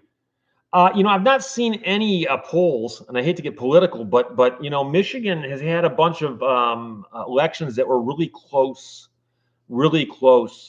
and so it wouldn't surprise me if it does come down to turnout, because that's what close elections do, and so it becomes a matter of like who can get their vote out more and so on. So Stephen Cook says a Roadmaster wouldn't fit in the lift. And if it would, it probably couldn't lift it. A bumper that weighs like 4,000 pounds. R. Herman, hi, Steve from Fordsville. Does Michigan require boaters to have an operator's license? Not a driver's license, but a boat operator's license. I'm not sure. I wouldn't be surprised if for certain kind of boats you do need one, but I don't know. I'd have to double check that. I don't know. Mind Ben says the scene with the ticket agent with the Flock of Seagulls hair is The Wedding Singer. I think you're right. It's been a while.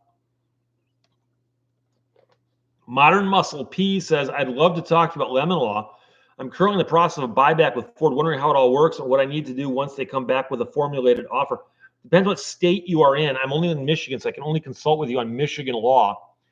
Not knowing what state you're in, I'm going to tell you, however, there are attorneys like me in almost every state in America that do lemon law. And so if you're not in Michigan, look up Romano and Stancroft, Romano, Romano and Stancroft. You'll find their website. They're only 20 or 30 states. They're good friends of mine. They'll hook you up. If you're on the East Coast, New Jersey, New York, Pennsylvania, that area, look up Kimmel and Silverman. Kimmel, Kimmel, Kimmel and Silverman. They also do very, very good work. I've known of them for years as well. And you can talk to them because they will talk to you in the hope that if things don't work out for you, that they will then be able to walk you through the process and make it work out for you. So they'll talk to you, I guarantee it. So Michigan Adventures, my wife had a Roadmaster station wagon. Her sister had a guy that pulled out in front of her, and the bumper of the Roadmaster came off and was easily bolted back on. The other guy's car was totaled. I hope everybody's okay. But there's something to be said about a car that's that big. My brother, one of my brothers, had a very, very large car. Okay, and I'm not sure you want me telling the story, so don't tell anybody. Shh. My brother had a really big car, and he's out driving on Woodward Avenue one day, and he stopped at a red light, and he looks in his mirror, and he sees a car coming way too fast, and apparently he's going to try to time it to get to this light as it turns green and go through the light. And so they zoom up behind him, and they trying to get around the car here, and they come around, and they just clip the car. They just nick the car. Just right in the corner. That's just right in the corner. It was either a Vega or a Pinto, and I forgot what it was, but it was a small car. We're talking about 1981. And this car clips the corner of my brother's car, and it flips, and it's tumbling sideways on dry pavement, no less. And the reason I know so much about the story is I was working at the gas station, and my brother had just left a few minutes earlier. And the call came in that we need a wrecker over here, and somebody communicated it to us that, oh, one of the cars involved in this accident is your brother. And of course, my brother's fine, but this is before cell phones, so we don't know quite what's happening at first. And then they tow in this car that's just all, destroyed. Every body panel has been pounded on the ground a couple times. And the doors are hanging off of it and stuff. And I didn't tow it in, but I was there. I saw it get towed in. 10 minutes later, my brother drives and he pulls in with his car. And we go, dude, what happened? And he goes, I got hit, that car. And we go, what happened to your car? And he goes, oh, nothing. We went back around. Huge chrome bumper. And there was a scrape of paint. The guy didn't hit the face of the bumper. Somehow he hit like the edge, and he scraped some paint off. And we went over and we took some like rubbing compound and we got it out. Zero damage to his car. Other car disintegrated. So true story.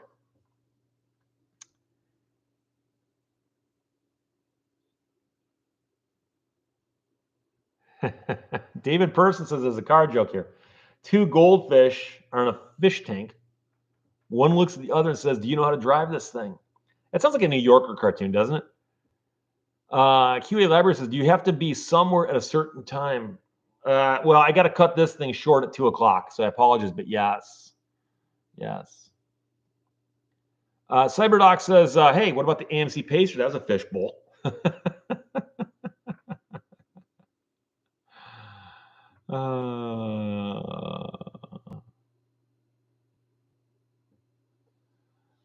Lowell Riggs IM has seen Weird Al in concert twice. I enjoyed both times.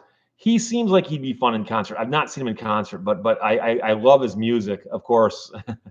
It's more the words, but Siobhan says, I didn't know Weird Al did shows.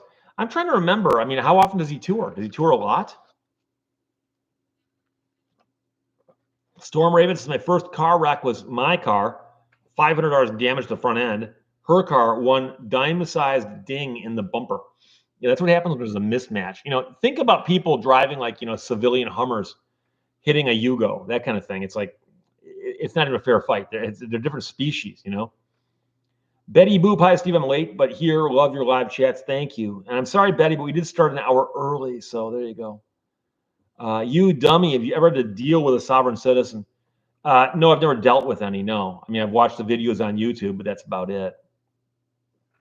Engineering Success says, how do you split your time between the show and your legal practice?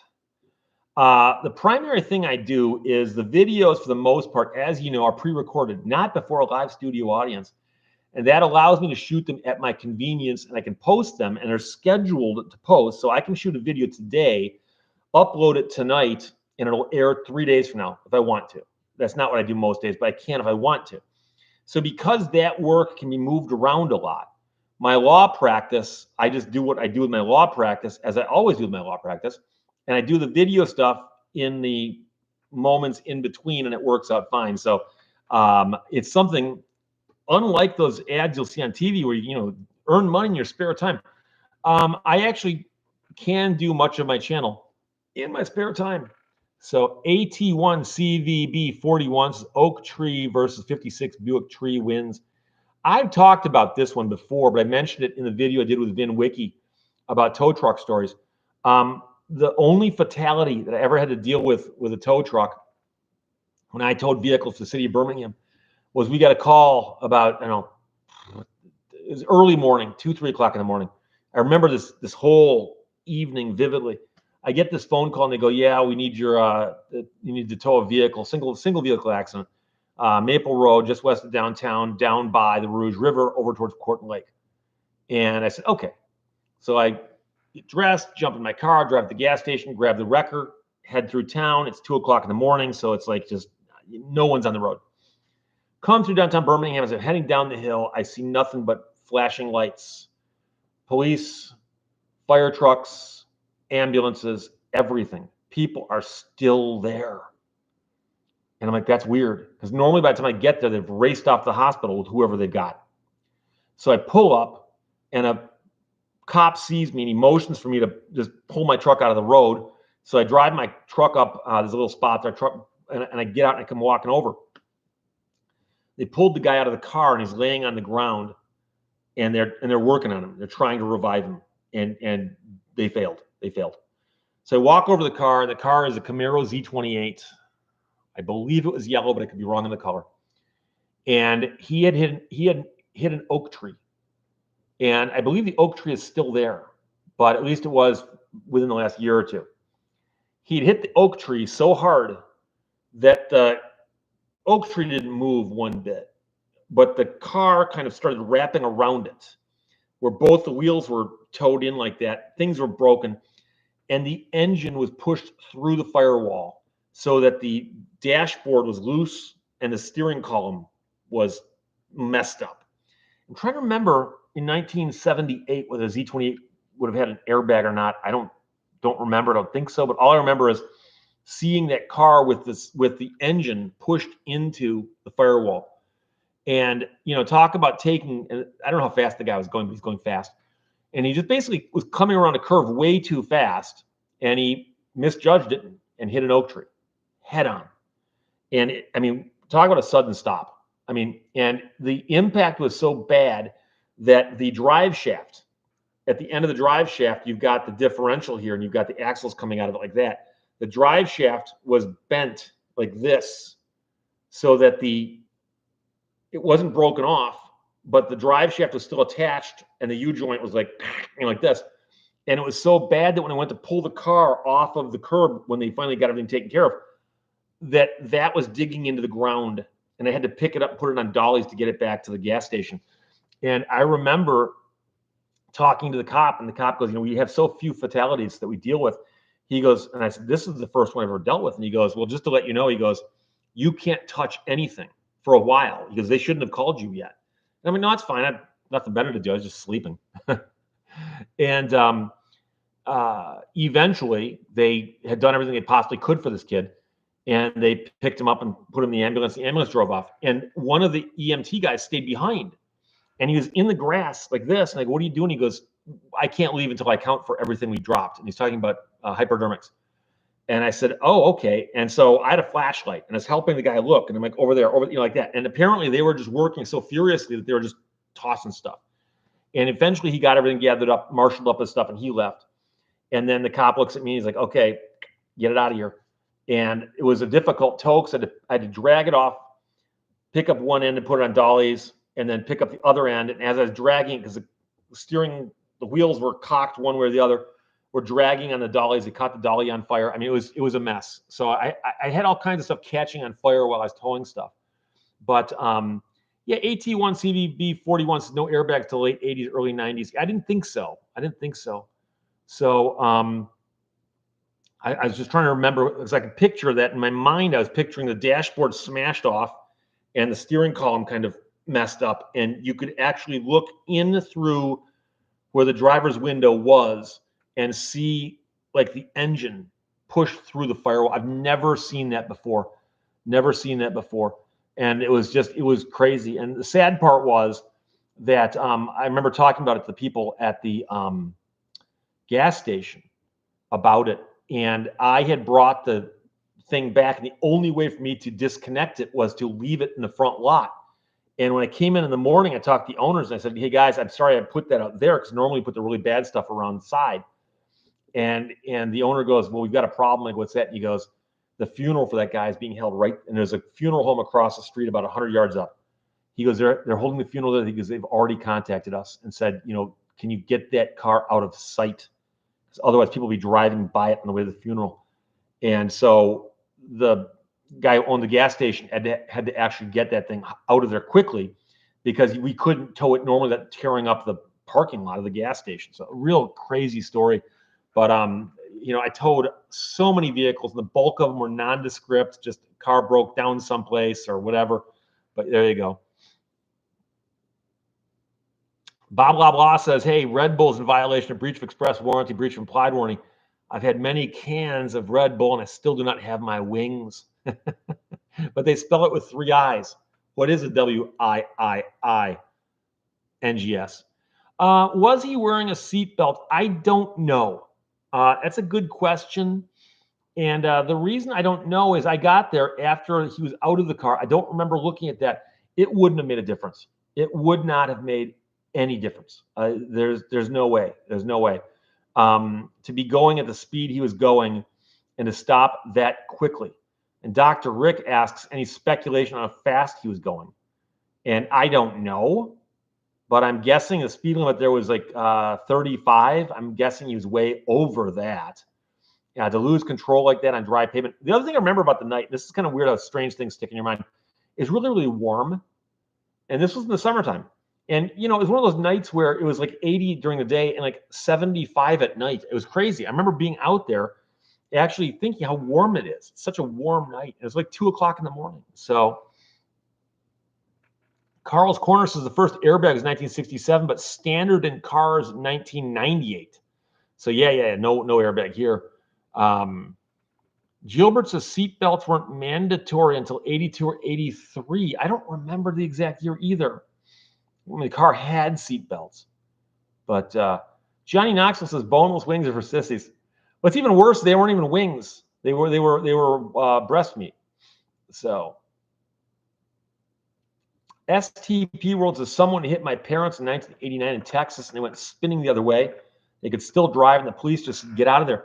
And what's the crazy thing is in the old days, you get in a car accident, you pull over the side of the road, you call the police. Police come out, they take a report.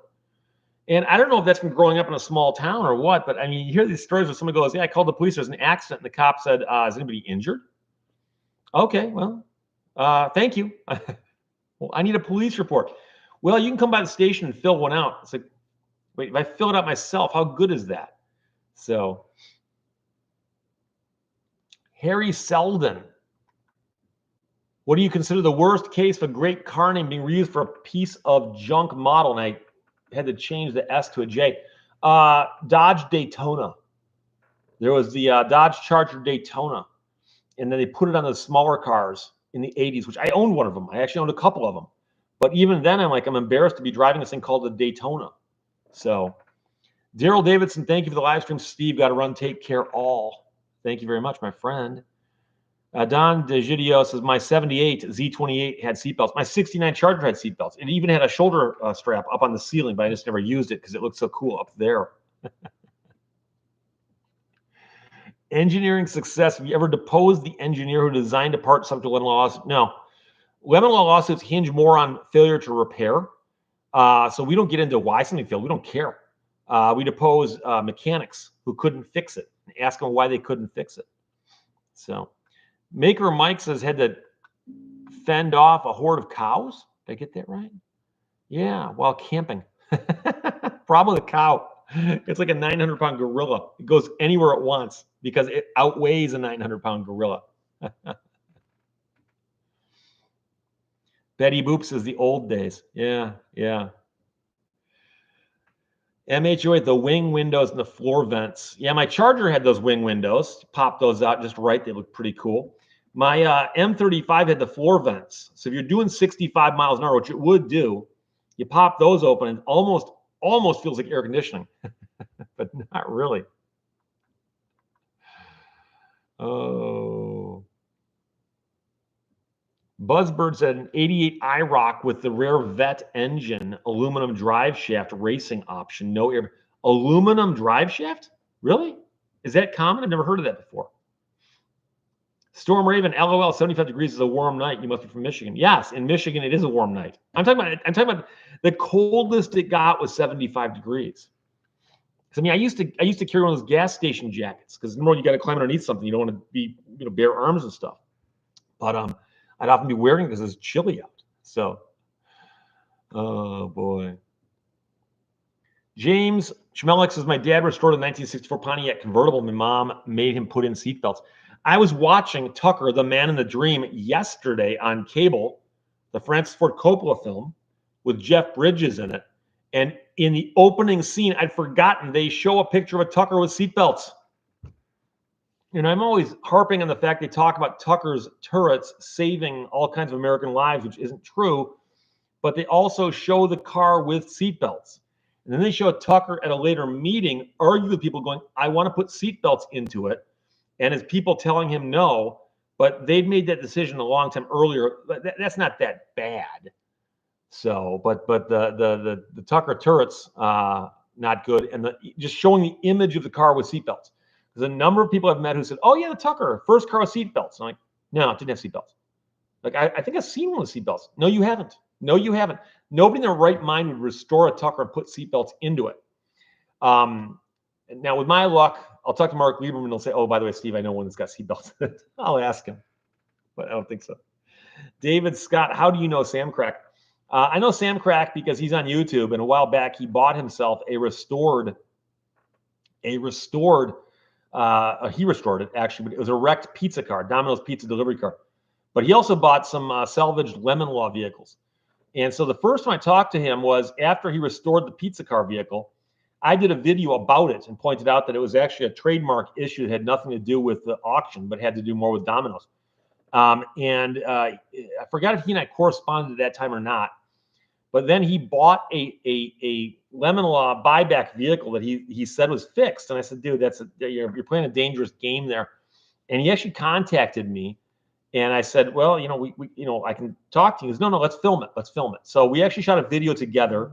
And I've actually got, my phone is ringing, but it's unrelated to what we're doing right now. So I'll put that right there. But he bought a buyback Lemon Law car. So I was on his show and we did that. And then the funny part was that I said, well, Sam, only thing I can tell you is that you're playing with fire. But we don't know until you actually have the car for a while, right? And about a month, 2 months later, he posted on Twitter a photograph of him and his buddies pushing the car with the caption, Steve Lehto was right.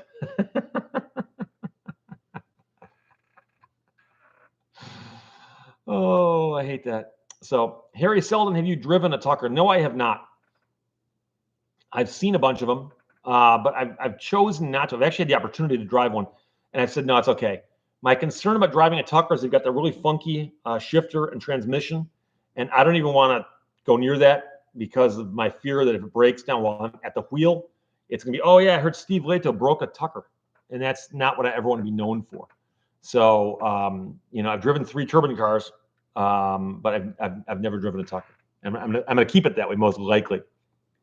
QA Library says Sam still has the pizza cars. Yeah, in fact, I saw him do a video recently, and he walked by in the background. You could see a pizza car. Marion Norton, remember the Car Talk and NPR? Yeah, click and clack. Sad, but a fascinating show. Those guys were cool.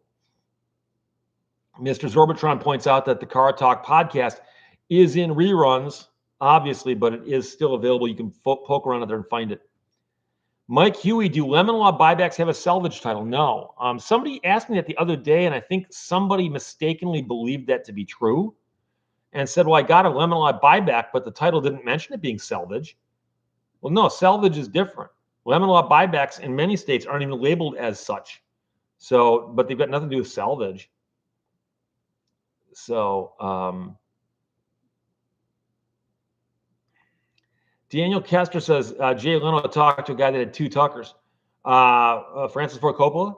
I know he's got at least one, but I know that Francis Ford Coppola has been on his show. Yeah, Art S says, yeah, Steve Lehto could be the guy who broke 3 turbine cars and a Tucker. Because don't forget that the Jay Leno turbine car, I drove it, technically speaking, before it broke down. Now, I drove it like 10 years before it broke down, so I didn't cause that. But I've had people go, oh, really? Interesting. So,